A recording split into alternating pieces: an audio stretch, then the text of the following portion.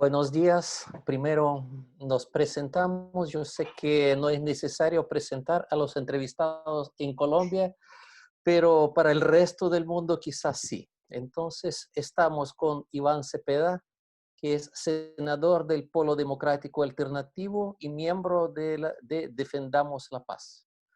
Y también con Pastor Alape, que es parte del Consejo Político de la FARC y representante de ellos en el Consejo Nacional de Reincorporación.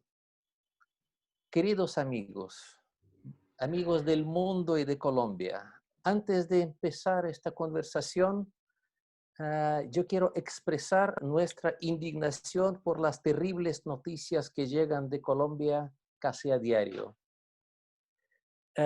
Y también toda nuestra solidaridad y admiración hacia los líderes sociales y los firmantes de paz que hoy son asesinados con el silencio cómplice del poder.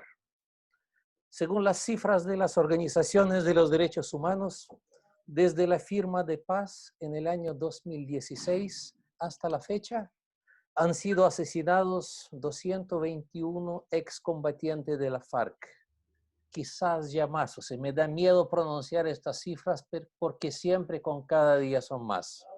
Y también hasta la fecha, casi 1000 líderes sociales. Es decir, en Colombia de hoy, cada 6 días matan a un exguerrillero y cada día y medio a un líder social. Aunque la brutal tendencia de este año ya corresponde a uno o más asesinatos diarios. Por eso creo que en Latinoamérica de hoy no hay nada más urgente e importante que parar esto en Colombia.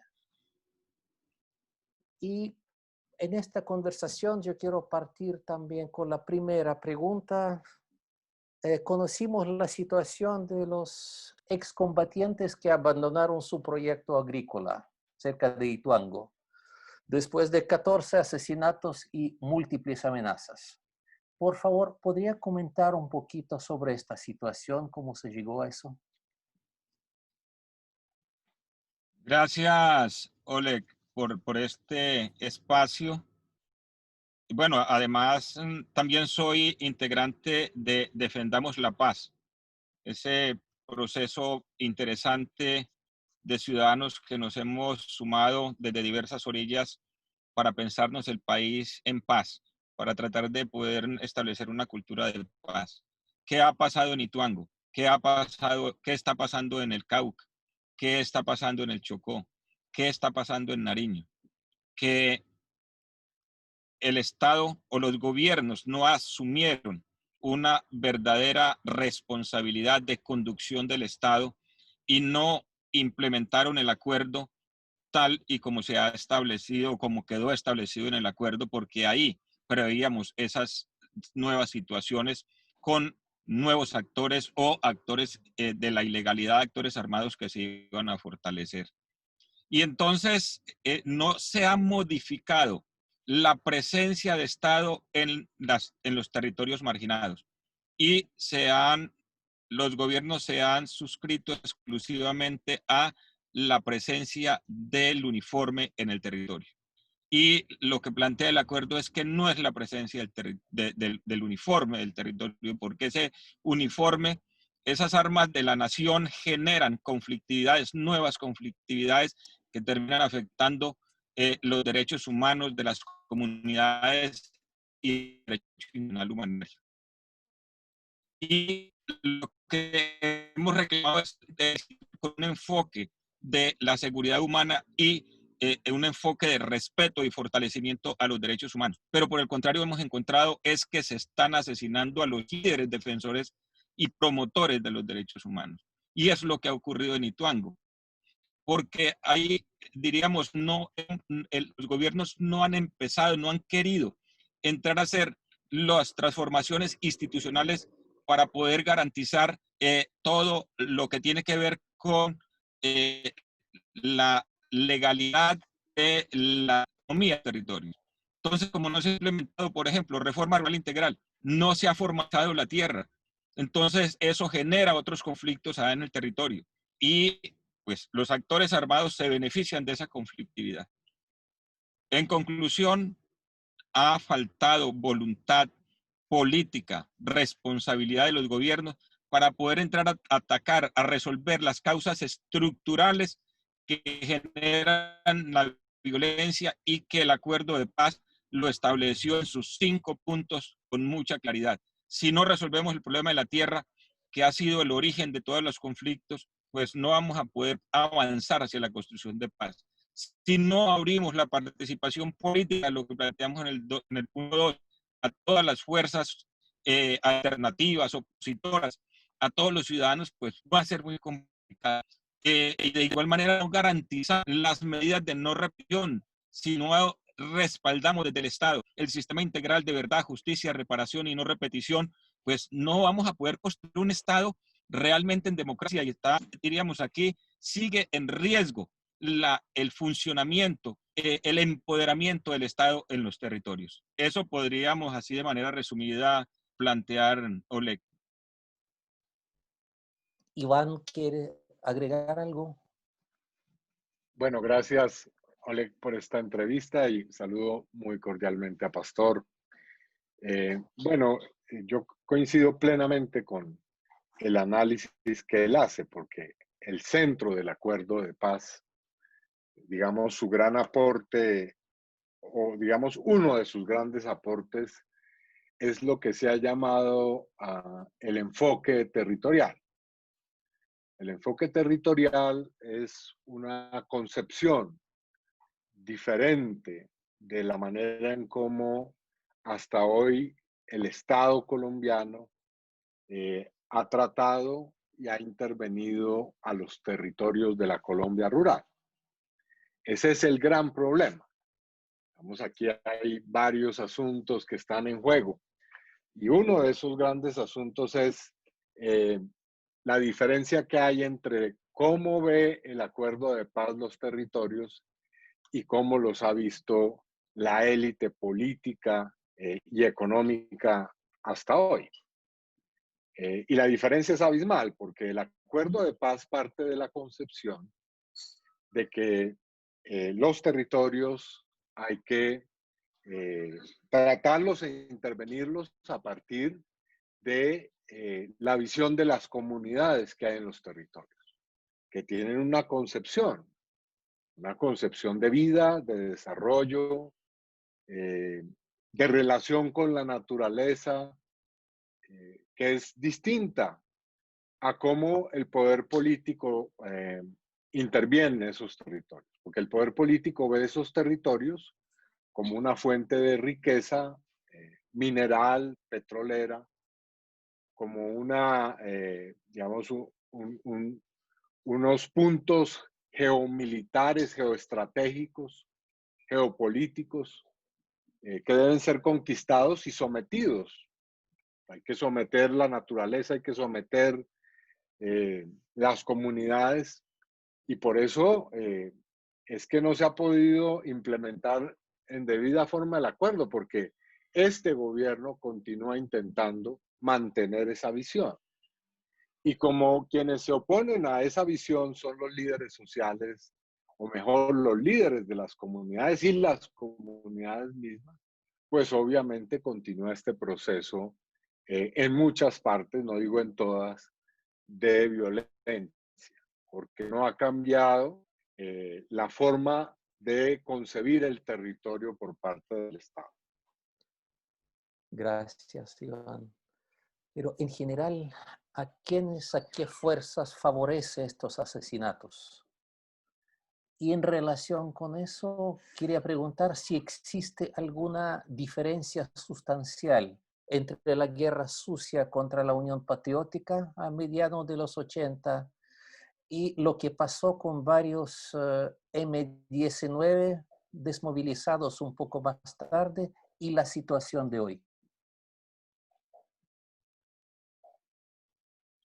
El acuerdo estableció un horizonte de acciones dirigidos a poder generar unas condiciones de reencuentro a partir de la diferencia, de reconocernos como diferentes y que pensamos diferentes y empezamos por el pacto político de paz, pacto político nacional, donde todos los sectores económicos, políticos, sociales, las iglesias, todos nos sentáramos y nos comprometiéramos a mejorar, diríamos, el lenguaje, no diríamos, a hacer borrón y cuenta nueva, no, a partir de la realidad que ha vivido el país, y sobre todo en ese primer evento era: no vamos a trabajar más por la estigmatización, por el rechazo, diríamos, del otro, porque todos tenemos que caber en este país. Eso no ha podido hacerse porque las costumbres políticas de este país se han utilizado por hacer del otro un enemigo político. Es decir, inclusive a de sacarlo de la acción política, eliminarlo. Así ha funcionado esto.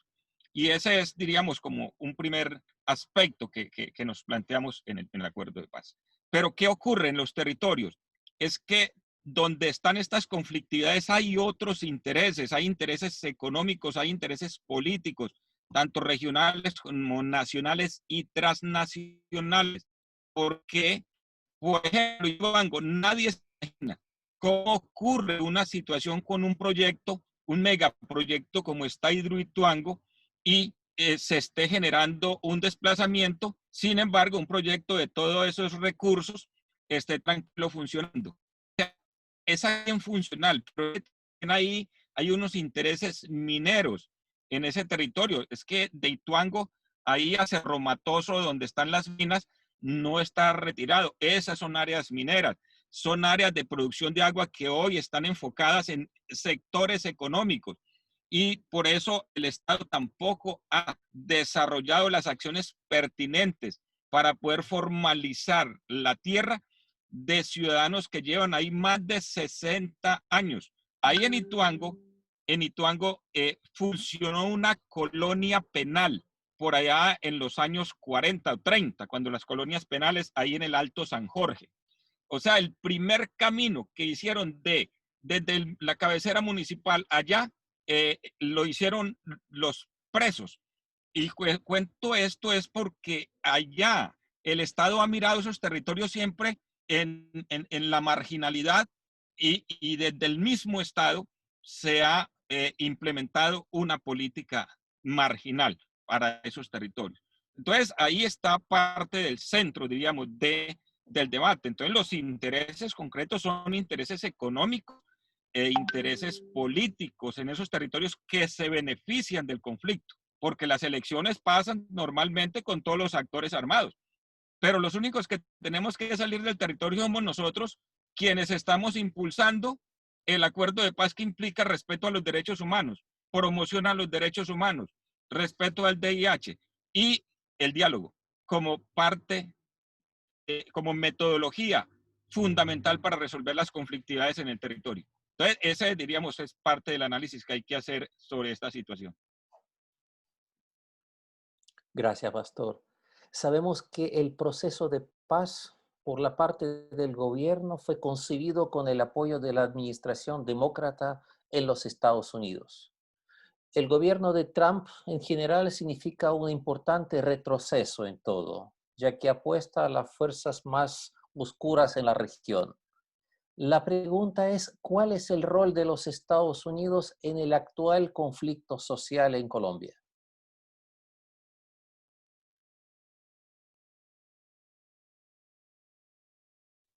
Yo dejo a Iván, porque si no, Si quieres, comienzas tú, como listo. quieras, Pastor. Claro. Bueno, listo. A ver, creo que es que aquí también hay un tema muy político, diríamos, en la política, o en la estrategia política, en la geopolítica norteamericana, del Pentágono, de los Estados Unidos, del poder norteamericano. Y es el instrumento, diríamos, como decimos nosotros, de control o de sometimiento de estos países. Y para eso el tema de las drogas ha sido tal vez el instrumento perfecto para eso. Se estigmatiza, se presiona, se domina y se obliga, pues, en general. Entonces, es un fenómeno que lo planteamos en el punto 4, cómo resolverlo, y entramos a desarrollar el Programa Nacional de Sustitución de Cultivos de Uso Ilícito. Y establecimos un programa concreto con unos recursos muy básicos, muy elementales, aspirando que en la lucha de las comunidades pudieran ampliar ese horizonte de recursos para poder llevar la transformación al territorio. Pero entonces seguimos en ese sentido. Hoy, ¿de qué se mantiene? La lucha tal y como se ha conocido en su sostenido fracaso, pero que da unos dividendos allá al norte. Pero esa economía que está ahí es una economía que ha beneficiado a todos los sectores políticos y a todos los sectores económicos del país y por supuesto allá. Crisis en Colombia no se han sentido. ¿Y por qué? Pues que están esos recursos. Entonces, ahí parte del acuerdo decíamos, teníamos que hacer una conferencia internacional de drogas. Ninguno de los dos gobiernos que les ha tocado la implementación del acuerdo le pusieron interés a desarrollar ese evento para, de manera, diríamos, tanto académica con la participación de los campesinos involucrados, digamos, en el primer nivel de la cadena, o sea, los que sufren todas las consecuencias, pues no se pudo hacer. Entonces, diríamos que los Estados Unidos que nos acompañaron con la administración anterior, hay un delegado permanentemente, mensualmente nos reuníamos con Aronson y se comprometieron a ayudar, pero hubo el cambio de gobierno y este gobierno pues entra en una posición totalmente diferente, pues con una visión de desconocer y sobre todo de afectar permanentemente la implementación del acuerdo, que es en lo que se ha basado el gobierno actual. Dejaría ahí para que Iván...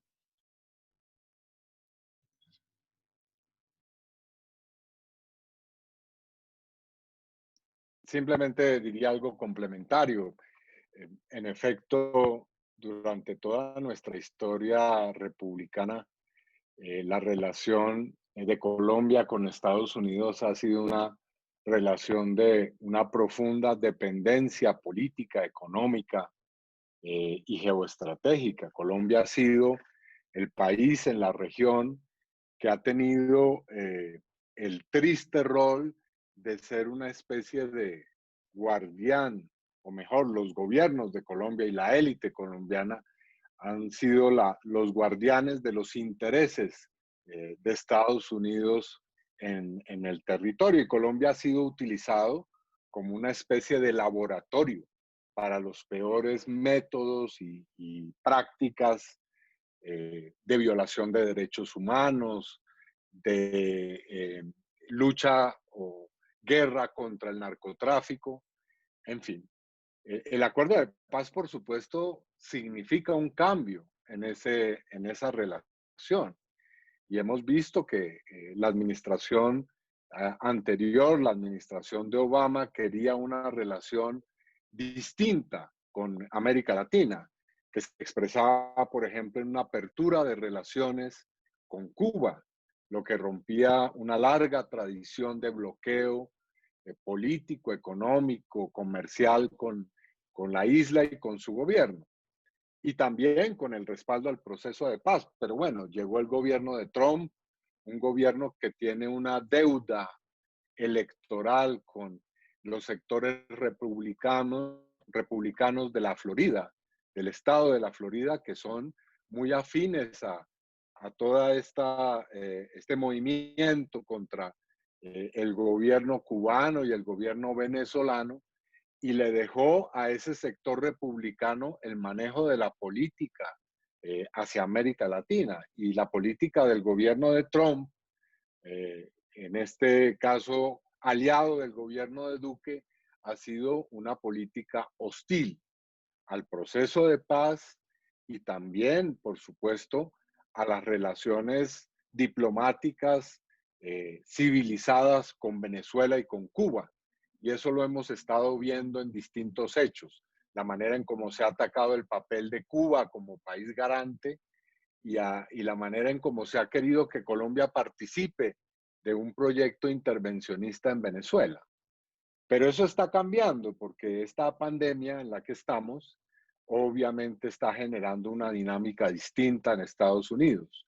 La semana anterior acabamos de ver, simplemente para dar un ejemplo, que la Cámara de Representantes de Estados Unidos, en la que se votó una ley, la Ley de Defensa Nacional, con votación de demócratas y de republicanos, le ha puesto una serie de condiciones a Colombia, que son condiciones muy fuertes, para seguir recibiendo lo que se llama la asistencia o la ayuda económica o financiera para las fuerzas militares de Colombia. Y eso creo que muestra que en Estados Unidos es posible que ocurra un cambio político a favor de la paz en Colombia y de las fuerzas que queremos la paz en este país.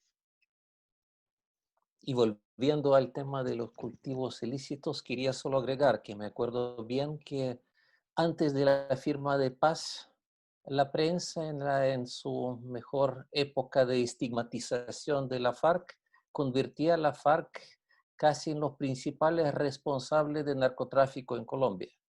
Y pasan estos años después de la firma de paz y los estudios independientes nos muestran que en Colombia ya casi el doble de territorio está bajo los cultivos ilícitos.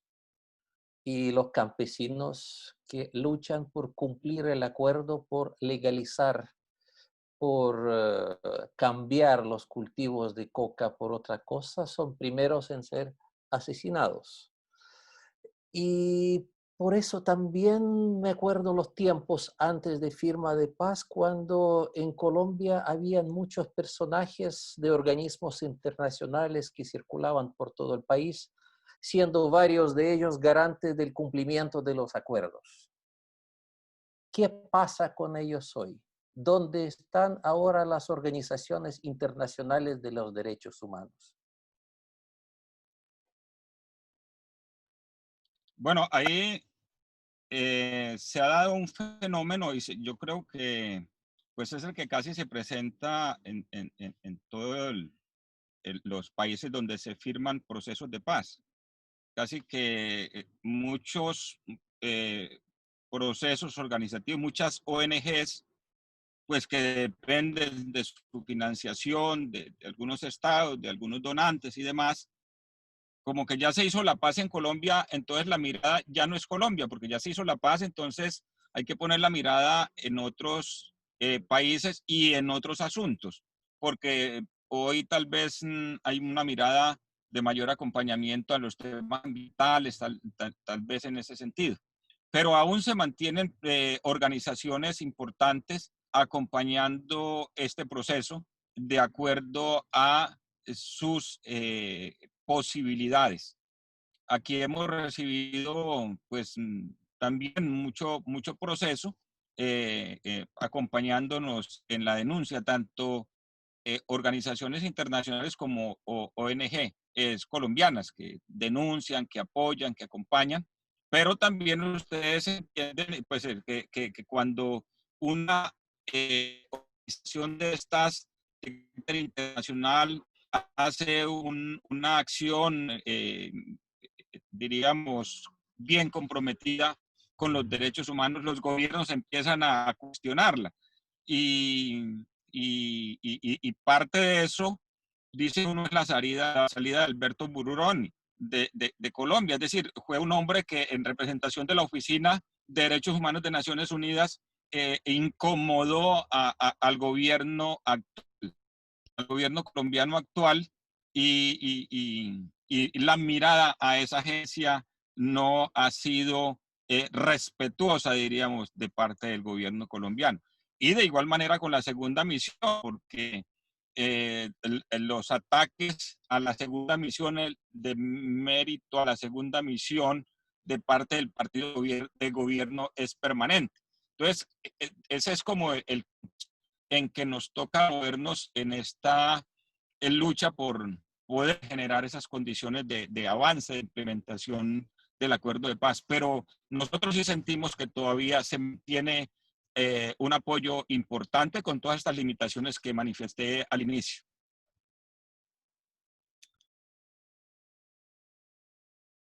Gracias, Pastor. Y ahora el gobierno de Iván Duque, que se ve absolutamente insensible hacia el clamor de la sociedad civil colombiana, y en cambio parece que su imagen internacional le preocupa bastante más. Nosotros como extranjeros, ¿qué podemos hacer para ayudar a parar este horror en Colombia? Bueno, con relación a eso y también a lo anterior, los colombianos le damos la bienvenida a toda forma de cooperación internacional. Nosotros no estamos en contra de que personas que representan organizaciones internacionales u otros gobiernos, incluso el propio gobierno de Estados Unidos, quisiera ayudarnos a construir la paz, el desarrollo, a respetar los derechos humanos. Eh, en lo que estamos totalmente en contra es que eso no sea una cooperación, sino una intervención o una presencia para robar nuestros recursos y acabar con nuestra riqueza y con la posibilidad de que nuestra gente tenga una vida mejor. Entonces, por supuesto que necesitamos de esa cooperación y de esa ayuda solidaria. Y es muy importante que haya una información muy clara de lo que pasa en Colombia. Yo creo que la presencia de organizaciones y de personas de otros países, la presencia internacional es vital para Colombia, porque el acuerdo de paz que tiene hoy Colombia es un acuerdo que es un ejemplo o puede ser un ejemplo para el mundo. Y aquí se están definiendo cosas muy importantes para América Latina y para la suerte de los procesos de paz en el mundo.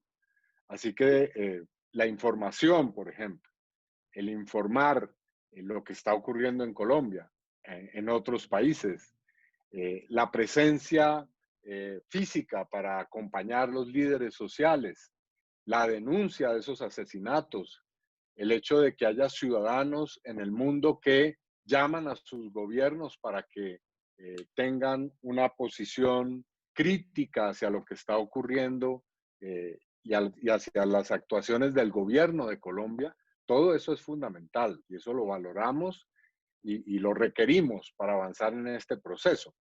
El proceso de paz de Colombia ha llegado donde ha llegado en muy buena parte debido a la solidaridad y al acompañamiento internacional, al acompañamiento, por ejemplo, de Cuba, de Noruega, de países que han estado, del propio Consejo de Seguridad de la ONU, muy atentos a respaldar el proceso. Y por lo tanto, consideramos que ese es un elemento fundamental la construcción de la paz y del respeto a los derechos humanos en Colombia. Yo quisiera como dejar también un punto claro en cuanto a la posición de gobierno y la comunidad internacional. En el acuerdo se estableció eh, una, un acompañamiento que era de todo el componente internacional que era los notables, el grupo de notables, que se definió que lo constituían dos expresidentes, Felipe González y Pepe Mujica. Este gobierno no ha convocado una sola vez a ese grupo de notables. Es decir, que es la presencia, el acompañamiento internacional para acciones concretas de paz y de ayudar a la reincorporación política de o en ese tránsito de los exguerrilleros de FARC. Entonces, hay una política bien clara de rechazar, de impedir el funcionamiento de estas instancias de carácter internacional. Gracias, Pastor. El proceso de paz, desde años se habló que el proceso de paz en Colombia iba a ser incompleto sin la participación del Ejército de Liberación Nacional. ¿Qué posibilidades hay hoy para revivir el diálogo entre el gobierno y el ELN?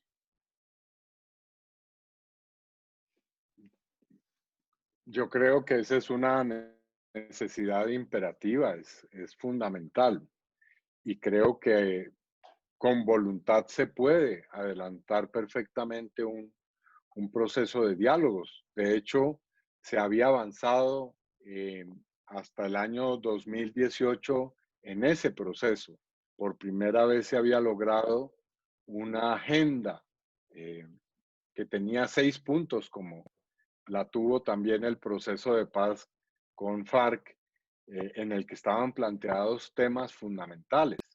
Hoy todavía está en La Habana una delegación de paz del ELN, y si el gobierno colombiano quisiera, se podría reiniciar esas conversaciones. Así que yo creo que esa es una posibilidad que es real y que, por supuesto, puede ser que temporalmente esté suspendida, pero que hay que seguir exigiendo y trabajando. Pero yo iría un poco más lejos. Hoy es necesario no solo un acuerdo de paz con el ELN también, sino lo que yo he llamado la paz total. Es decir, un proceso de paz que incluya a todos los factores de violencia y de confrontación militar que hay. Obviamente no todos esos factores deben tener el mismo tratamiento, pero nosotros tenemos que diseñar una solución a los grupos que han quedado después del proceso con FARC, lo que se ha llamado las disidencias de FARC. ¿Cuál es la solución para esos grupos? Esa es una pregunta que yo creo que es válida. O también y esto es una cuestión distinta, por supuesto, de naturaleza distinta, ¿cómo vamos a tratar la realidad del paramilitarismo que todavía existe en Colombia y de las organizaciones del narcotráfico? Si Colombia quiere avanzar realmente hacia la desaparición de todas las formas de violencia, debe diseñar una solución global y simultánea de todos los factores de violencia. Entonces, creo que eso también es parte de esta discusión para poder llegar a una solución completa e integral de lo que tenemos todavía hoy como conflicto armado y como enfrentamientos armados en Colombia. Gracias. Sí, agregando un poco a lo de Iván, el acuerdo dejó esa línea de acción. En primer lugar, que el camino, digamos, el horizonte de resolución de conflictividades en Colombia no tiene otro camino sino el diálogo con todos los actores. Es el diálogo. Nosotros llegamos a La Habana con una consigna que dieron los campesinos casi de todo el país en un encuentro que hicieron en Barranca Bermeja, y nos dijeron, el diálogo es la ruta, la solución política. Y diríamos, con esa presión llegamos nosotros a La Habana. Pero cuando terminamos el acuerdo de paz, la consigna fue la paz completa. Es decir, aquí con las FARC se abre un escenario, en los 90 un escenario de solución, con unas estructuras político-militares que funcionaban en el país. Se llega con las FARC, pero la ruta es esa, no hay otra. Y por eso el acuerdo de paz establece que inclusive hay que buscar cómo se establecen unos mecanismos de diálogo para el sometimiento, el acogimiento a la justicia de estructuras paramilitares o neoparamilitares que funcionan en el país. Entonces, seguramente con este gobierno no va a ser posible, porque este gobierno se beneficia de esos conflictos. Es el primer beneficiario de esas conflictividades, el partido de gobierno.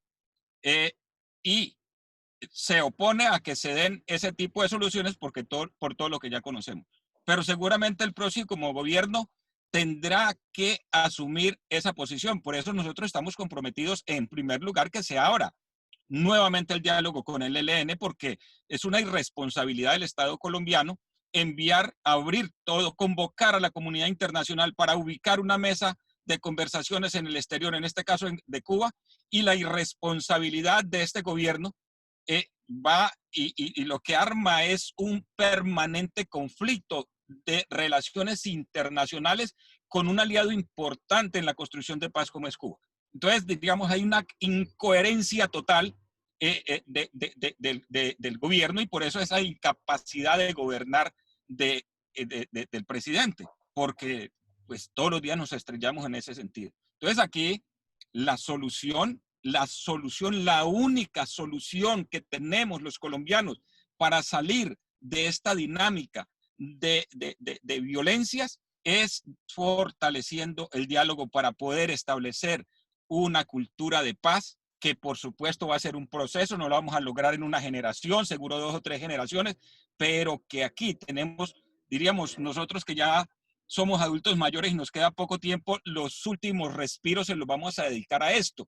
Es decir, aquí hay que buscar, hay que llamar, hay que obligar al funcionario de turno en la administración del Estado que se meta en ese sentido. Y creo que hemos venido logrando eso. Defendamos la paz, como decíamos al inicio, es un escenario donde lo constituimos diversas opiniones, pero que tenemos una mirada concreta que es la de parar el desangre en este país y buscar espacios de solución, de resolución de esas conflictividades a partir de dialogar. Y esta pregunta es para los dos, pero un poco más para Pastor. La situación de hoy, dramática y compleja, ¿estaba dentro de las posibilidades que proyectaban ustedes firmando la paz con el gobierno? Y si no, ¿qué falló? Por supuesto, yo fui claro y tal vez cuando hablábamos con Iván en La Habana, siempre decía, aquí vamos a llegar a un nuevo escenario, un nuevo campo de batalla.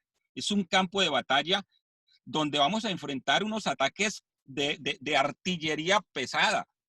Yo recuerdo que Pablo Catatumbo, un poco así haciendo el debate entre nosotros, decía, no, pues si nos van a atacar nosotros también nos pica la lengua y también tenemos con qué defendernos. Entonces volvíamos, bueno, ¿hasta dónde va a ser realmente el discurso o va a ser el acto?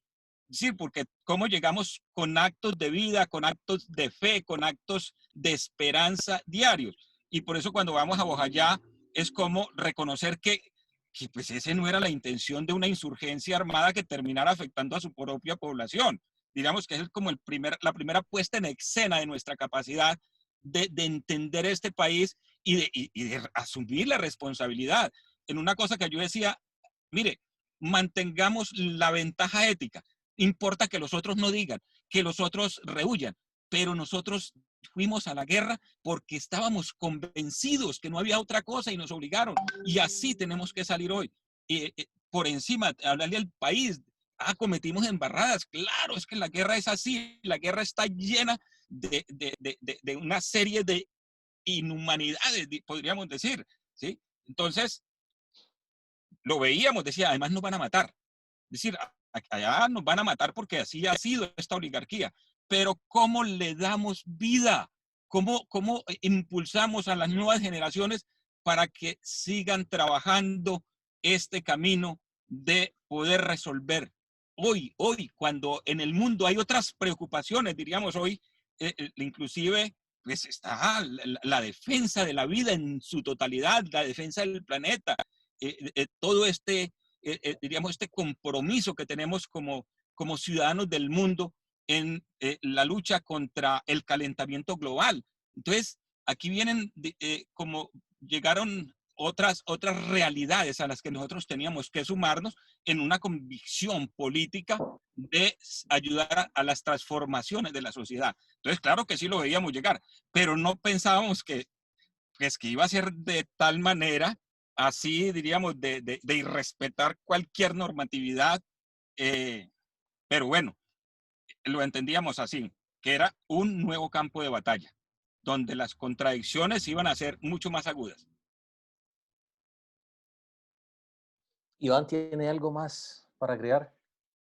Bueno, sí, realmente siempre fuimos conscientes de lo difícil que iba a ser la construcción de la paz, pero por mucha conciencia que tuviéramos, siempre la realidad es mucho más rica en acontecimientos. ¿Quién iba a pensar que este proceso iba a tener tantos escenarios difíciles, eh, tantas luchas que se han dado? Y yo quiero en esto testimoniar el compromiso que ha tenido FARC con el cumplimiento del acuerdo.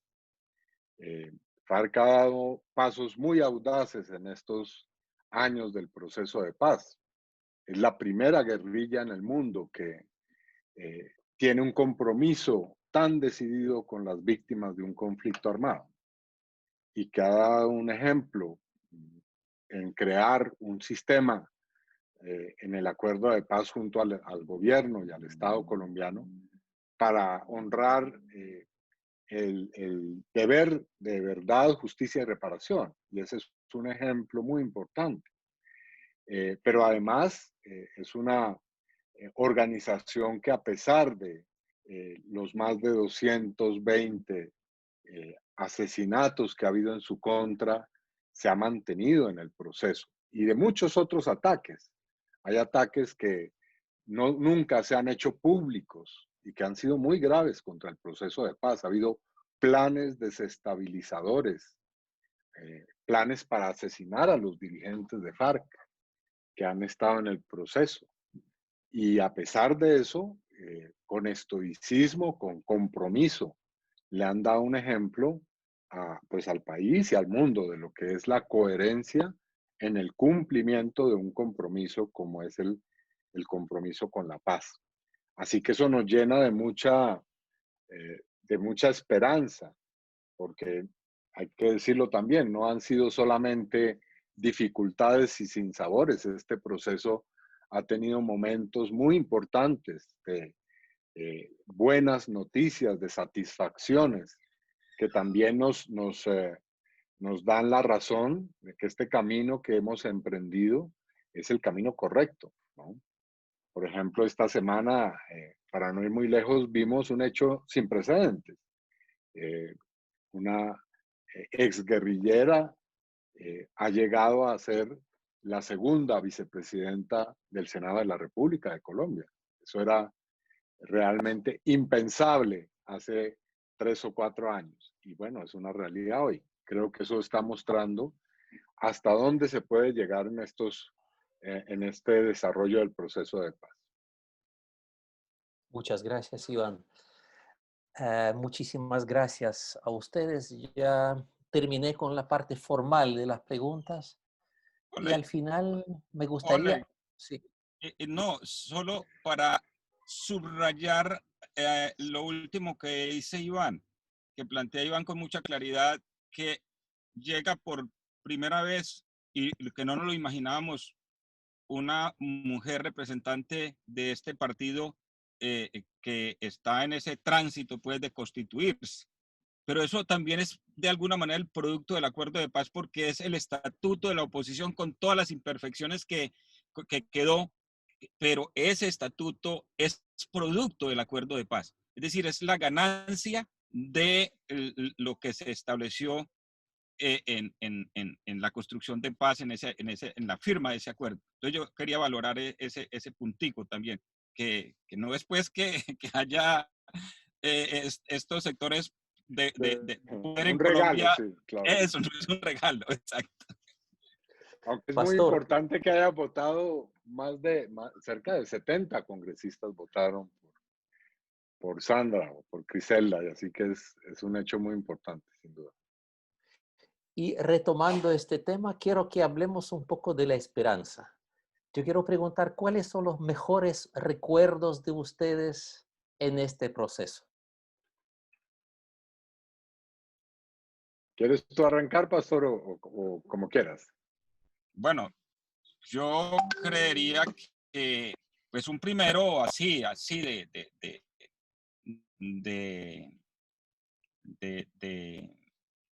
de esos que impactan, es cuando nos encontramos en Defendamos la Paz. Quienes habíamos estado en mesas aparte, es decir, gobierno representando al Estado colombiano, la delegación y nosotros, y se da este momento en que nos sentamos y dijimos vamos a trabajar por la paz. Pero se suman otros ciudadanos y ciudadanas, otros liderazgos a los que en épocas pasadas los miraba uno como adversarios. Y hoy nos acompañan en este sueño de construir paz. Decíamos, hoy estamos todos tejiendo. Ese para mí fue como un momento supremamente emocionante. El otro momento es llegar a Bojayá, a hablar con las víctimas y encontrar ese acompañamiento de las víctimas y el respaldo a la paz. Y el tercer momento también Bojayá es cuando viene la votación, viene el plebiscito, y allá esa población que había vivido el conflicto se supondría que no sale a apoyar el plebiscito, es decir, el sí por el acuerdo de paz. Esos son como los momentos así que uno encuentra. Y el tercero, pues el otro, pues ya lo muy personal, es que en este proceso me encuentro con mi hija después, es decir, no la conocía, y ya ella de 25 o 26 años, ya 26 años, y nos reencontramos en este proceso. Esas, diríamos, son como los aspectos que podría señalar.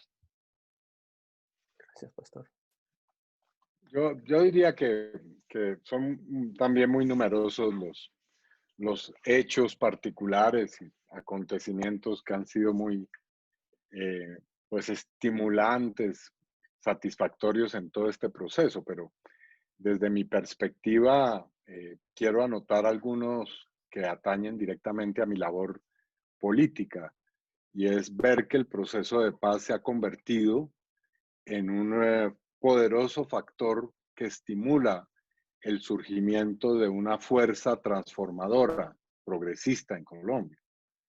El proceso de paz es el que ha comenzado a generar una serie de procesos políticos de cambio. Y eso no se puede valorar o medir simplemente con el cumplimiento o incumplimiento del acuerdo, sino que es un factor político general. Y voy a mencionar, por ejemplo, un hecho que es fundamental. El proceso de paz permitió la resurrección, la vuelta a la vida política de la Unión Patriótica. La Unión Patriótica era un movimiento que se daba prácticamente por exterminado. Y el proceso de paz y toda la transformación que ha traído ha permitido que la Unión Patriótica vuelva a ser, obviamente, además de la resistencia de sus miembros que han soportado un genocidio, pues una fuerza que tiene hoy representación parlamentaria. Y el pasado 20 de julio, a nombre de la oposición política, llevó la palabra su líder histórica, su lideresa histórica, Aida Bella. Y eso creo que es sintomático de lo que ha producido el acuerdo. Ver que tenemos hoy una bancada pues de peso en el Congreso, que tiene una incidencia en la vida del Congreso, pero también en la vida política. Ver que hoy la izquierda y las fuerzas alternativas se acercan a la posibilidad de ser gobierno en Colombia, que ha habido unas movilizaciones gigantescas en el país. Todo eso, a mi modo de ver, es parte de los efectos políticos que ha traído el acuerdo y que nos dan la señal de que el acuerdo de paz se está convirtiendo en un punto de inflexión de la vida política en Colombia. Y creo que eso va a seguir así, a pesar incluso de esta crisis tan importante en la que estamos, de esta pandemia y de sus consecuencias económicas y sociales. Muchísimas gracias.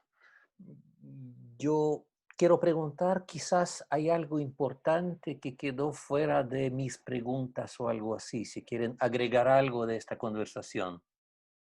Más que nada pensando en el público fuera de Colombia que nos va a escuchar. Yo tal vez agregaría dos asuntos importantes. Uno es que hoy es muy, digamos, decisivo que no solamente podamos garantizar la defensa del proceso de paz en Colombia, sino la paz en la región, porque hay el interés de muchas fuerzas en provocar una tensión militar con Venezuela. Y eso es para nosotros un escenario de mucha preocupación. Hemos estado advirtiendo que poco a poco se acumulan hechos que pueden terminar en un enfrentamiento militar que sería muy grave para toda la región, no solamente para Colombia y Venezuela. Así que es importante advertirlo. Y en segundo lugar, quisiera señalar que como parte de los efectos del proceso de paz, se ha producido una fisura en las fuerzas militares y de policía en Colombia. Y hemos visto que ha surgido un sector muy importante en las fuerzas militares que quiere un cambio, que denuncia desde adentro de las fuerzas militares las violaciones de derechos humanos, los hechos de corrupción. Y a esos oficiales, suboficiales y soldados o patrulleros, en el caso de la policía, los saludamos y saludamos su actitud de defensa de la paz y de los derechos humanos. Entonces, creo que ese también es un factor que hay que poner de presente como parte de los factores que pueden contribuir a consolidar la paz en Colombia. De igual manera, además de lo que plantea Iván,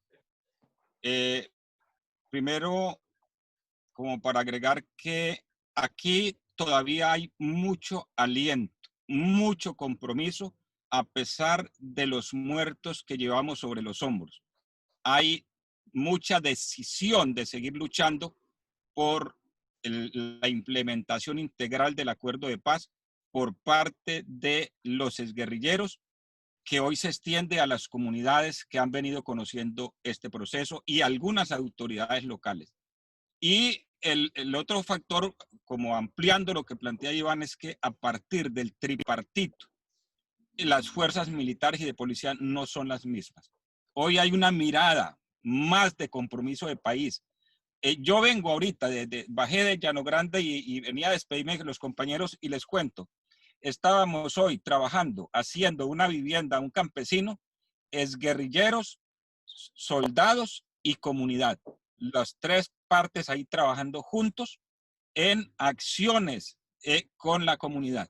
Entonces, diríamos, eso genera como otra percepción y otra forma de percibir, de sentir la vida en el territorio. Ayer nos decían los campesinos, hombre, estamos tranquilos a pesar de todo, del incumplimiento. Ayer en un evento que teníamos en Barranca Bermeja, pues, o en Yondó, hablando los campesinos de un proceso organizativo que se llama la Asociación Campesina del Valle del Río Cimitarra, decía, hoy, por ejemplo, nos encontramos con el soldado y ya no nos mira como antes. Hay situaciones de derechos humanos, pero ya no es como antes, que veíamos al soldado e inmediatamente salíamos corriendo porque nos iba a dar un tratamiento violatorio de cualquier normatividad.